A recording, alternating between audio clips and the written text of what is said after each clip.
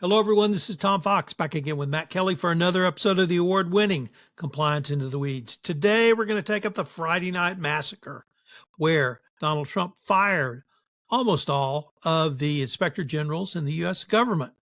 Matt, you want to take it from there? Sure, Tom. Yeah, so as you say, this happened on Friday night where Donald Trump fired 17 different inspectors general across the federal government. That is not all of them. It is and it isn't. I can give people some background there. But what he did was the White House Personnel Office sent out a note at 7 p.m. on Friday night to the 17 inspectors general, two-sentence note from what people have said about the firings that said your services are no longer required due to a change in priorities. Thank you for your service, blah, blah, blah, blah. There's the door. This is not done in Inspector General world. This is also an illegal firing according to federal law. But Tom, what really caught my eye about this was more than anything else for compliance professionals. These are our people. Really, that's it more than anything else. Inspectors general are the closest things you'll get to a chief compliance officer in a federal government agency. All of their duties don't quite map to a chief compliance officer. They're largely CCO with a little bit of internal auditor thrown into that role, but they're the closest thing that federal agencies have to a chief compliance officer who is in charge of investigating tips or allegations of fraud, mismanagement, and abuse. And they are supposed to serve really indefinite terms, and some of them have served for many, many years as inspectors general around the federal government. And Donald Trump just summarily dismissed 17 of them. And that, like I said before, that is against the law, and it is a shocking. I take that back because it's not shocking when Donald Trump does it anymore, but it is yet another sign that Donald Trump is really not at all interested in any mechanisms of accountability in the federal government. And we could talk a bit about why that is, because yet again, we have Donald Trump being a case study for ethics and compliance professionals of how not to do things at a corporate organization. Because if what he did had transpired in a private company, we'd all be saying that company's a mess. And we can talk a bit more about that too. But that was the big news in Inspector General land on Friday night. So, Matt, I perceive the role of inspector generals is to either prevent, investigate, or fraud, waste, and abuse in the federal government. If that is correct, how is that going to be done going forward? Well, we don't know. At the moment, what happened is that he dismissed the 17 of them, and they have deputies or other underlings who are now there in an acting capacity. In theory, Donald Trump would then nominate some replacements. And Tom, just to give you a sense of the scope of Inspector General land and what he did. So in total, across all the federal government, there are currently 73 inspectors general. Out of the 73, roughly 30 are appointed by the president and confirmed by the Senate. The other remainder are appointed by their agency head, and those are going to be the smaller government agencies. So, for example, the Securities and Exchange Commission does have an inspector general. That person is nominated by, or really just selected by the chairman of the Securities and Exchange Commission when an IG term is open. But out of the 30 or so that are presidentially appointed, several of those were currently vacant at the time of the Biden-Trump transition. So really, I think out of about 22 presidentially appointed Senate-confirmed IGs who were around last Thursday, Trump fired 17 of them. He didn't fire them all. Most notably, he did not fire Michael Horowitz, I believe it is, who is the inspector general at the Justice Department and who is widely considered the dean of inspectors general in the U.S. government. He won an award, one of those SCCE Lifetime Achievement Awards back, I think, in 2017 at the Society of Corporate Compliance and Ethics. Horowitz, very well known, very well respected, and not fired. However, the law says that a presidentially appointed Senate-confirmed IG can only be fired by the president giving 30 days notice to Congress and for cause. We have seen inspectors general fired by various presidents before. We have not seen them fired in this manner, where they A, were summarily fired without the required notice, and B, were fired without cause. That really hasn't happened in at least the last 40 years or so. And inspectors general have been around since the late 70s. Technically, every federal agency is supposed to have one. But yeah, Tom, to your point, they receive reports, sometimes through tip lines, sometimes they come to find an issue through an audit they might do, or sometimes they're told to investigate something by Congress or the federal agency head, and they go and they investigate. They do performance audits for any internal auditors who are listening, but they do not do financial audits. So I have seen some people say, well, if the agency wasn't getting a good financial audit under their watch, shouldn't they be fired anyways? No, they shouldn't, because that's not their role. The federal agencies do have a separate auditor who does external audits akin to a company's audit firm. That's a wholly different thing. These folks are really compliance officer, internal audit rolled into one to lead the charge on investigating allegations of misconduct and fraud. And now we have precious few left in the Trump administration. So, Matt, the law under which the inspector generals can be terminated requires 30 days notice to Congress Yep. with a substantive rationale, including the detailed and case-specific reasons for the removal. Senator Chuck Grassley, has already indicated his displeasure with this by putting holds on Trump appointments. Do you think Trump will follow the law? And if not, what does Congress do? Just roll over like they have been? I think he will not follow the law. And then I think that Congress will roll over for this. At the least, maybe if he decides this is not the particular fight he wants to fight, he could just say, all right, sure. In that case, I give you 30 days notice, and they're all out by the end of February. And then they fight until the end of February, and nobody's going to get this straightened out in that time anyways, and then they're all fired. Possibly that's going to happen. Some IGs, in theory, could try to contest this. And I know that they have a council of inspectors general. There is this organizational body for all 73 that published a letter on Friday night back to the White House saying, no, you violated the law. So therefore, we consider that these people have not been fired. I'm not clear on if that means any of them showed up to work today and just acted like everything was fine. What's going to happen? Is Trump really going to send federal marshals to toss them out on their ear? I'm not clear on any of that. I had heard that several other Republicans also kind of poo-pooed that this is bad, we shouldn't do it. But it's not as if Republican senators, who are the only ones who actually could stand up for the rule of law here, they're not going to.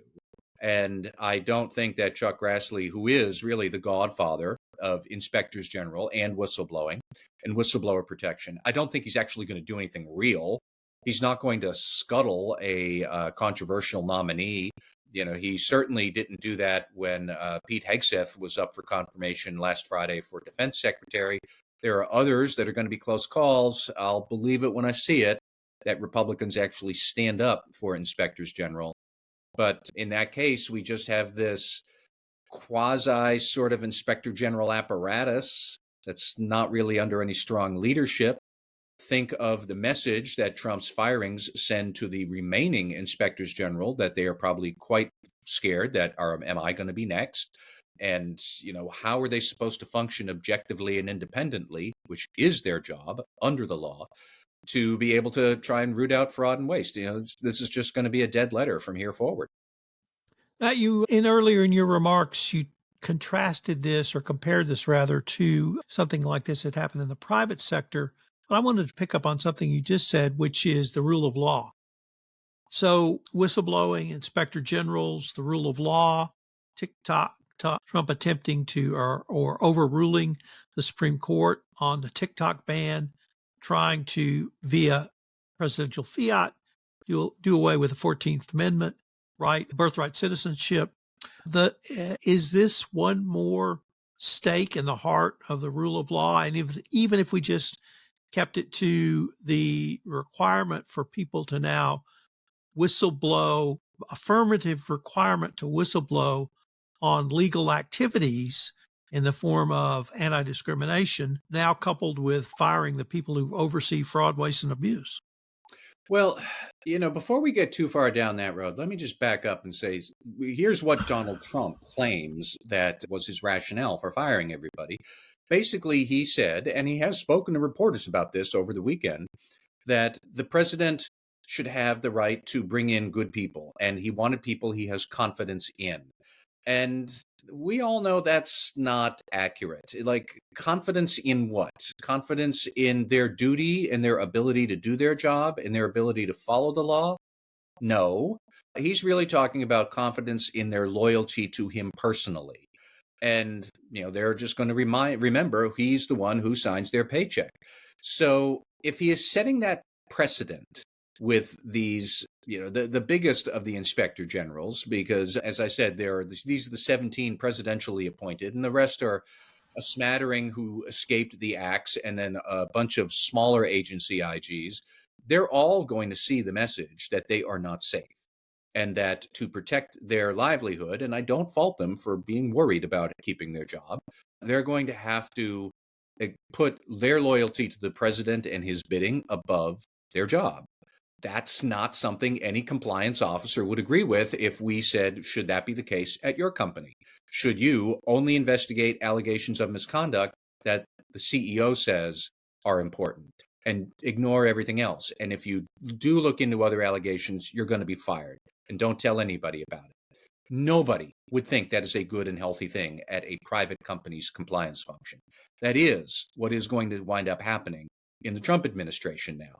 It is yet another mechanism for accountability, not necessarily of Trump per se. I have my concerns about his lack of ethics and his proclivity to corruption, but there are plenty of other people in the government, one administration after another, who engage in fraud and abuse and should be rooted out. And now we're not going to have that mechanism, because if people look the wrong way or investigate the wrong people or express concern about the wrong issues, they could be fired. It's just whistleblower retaliation against the chief whistleblowing investigation officer. This would never fly in the corporate world. This would never be considered normal or healthy. If we flip the focus a little bit to the Federal Claims Act, qui tam lawsuits, and private litigation, which helps to, or at least tries to fight fraud, waste, and abuse in the federal government. Now, I recognize that the claims are brought against companies, literally on behalf of the federal government, to recover monies. But if there are going to be companies that try to take advantage of this fraud, waste, and abuse by engaging in illegal activities to get contracts, could you see an uptick in FCA or qui tam lawsuits as a partial response? I mean, possibly you could. However, there's still some now legal question about how the False Claims Act can or can't be enforced. Last year, we saw a judge down in Washington, not in Washington, D.C., a judge down in Florida, district court judge, Trump appointee, very new, inexperienced federal judge. And she said that the False Claims Act whistleblowers were basically unconstitutional, that only the government could bring a claim of fraud against the government. And these people acting on behalf of the government, well, they weren't appointed by the president. They weren't confirmed by anybody. So their claims are illegitimate. So the False Claims Act is unconstitutional. That was this single Trump appointee judge's interpretation, which is wildly deviant from every other legal interpretation of the False Claims Act. For Tom, you would know better than me, but I think for at least the last 100 years. However, fun fact, that judge down in Florida who made that cockadoodle ruling, she is the wife of now a senior Justice Department official in the new Trump administration. So you have to wonder, how seriously is the Trump administration going to take False Claims Acts?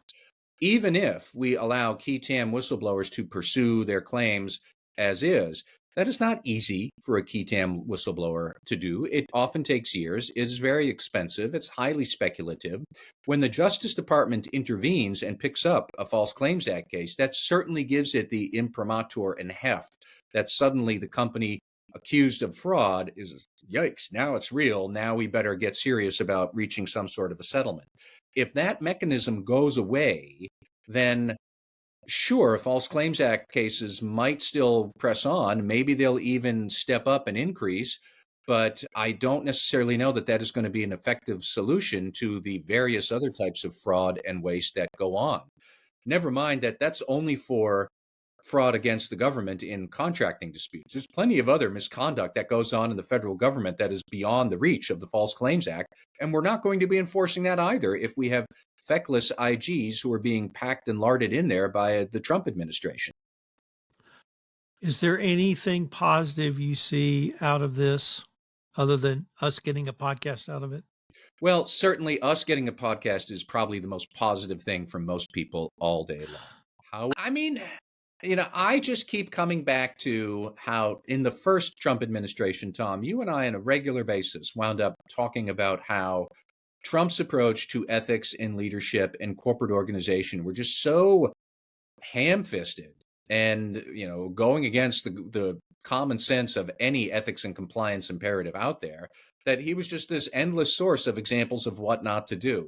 I didn't think we would wind up going back to that within the very first week of his Trump administration, the second term. However, here we are. I think a lot about how if you took the dysfunction in the federal government now and transplanted it onto a corporate organization, you would have a feckless board, that would be Congress, and this runaway, reckless, impulsive chief executive who is Trump. They're trying to and he's trying to defang every accountability mechanism he can find, while at least half of the shareholders and customers of that company, which would be voters and customers, like they can't stand the guy. Everybody who looked at a company behaving that way would look and say, that's no way to run a railroad. That company's fit for a straitjacket and not long for success. I can't help but wonder how long is this going to go on? And I don't know what the right answer is here. I wish these inspectors general well who have been fired. I mean, the fact of the matter is they're not going to get their jobs back. The last time something like this happened, the only time something like this ever happened before, I looked it up, was in 1980 when the incoming Reagan administration tried to fire all the inspectors general. Well, the Inspector General Act at that point was only 2 years old. Nobody understood that maybe we should let IGs stay across multiple administrations. Now we do understand that. And B, Congress raised hell over that. And so Reagan wound up hiring back more than half of the IGs he tried to fire. George H.W. Bush in 1989 thought about doing something like this. Congress again said, nope, don't do it. And he dropped it. Nobody else has done anything like this. Numerous presidents have fired individual inspectors general for specific allegations of misconduct and wrongdoing, including Joe Biden did it, Barack Obama did it, I believe George W. Bush did it, and Donald Trump did it as well. Donald Trump also tried to oust inspectors general in 2020 under some very flimsy charges, but by the time people were diving into it, he was losing the election anyways, so that was that. This is something else. This is sui generis. This is Donald Trump defanging government's ability to police against fraud, waste, and abuse. I have no idea what's going to happen to the Inspector General as a institution from here out. But again, like I said before, if this happened at a private company, there's not a compliance professional in the world who would look and say, that's healthy, that's normal. It's not, and it doesn't matter what your politics are. It's just not normal, and yet here we are. Well, I think that's a great way for us to end this week's show. I'm not sure we'll have any better news next week, but I can guarantee we'll be back. Thank you, Tom.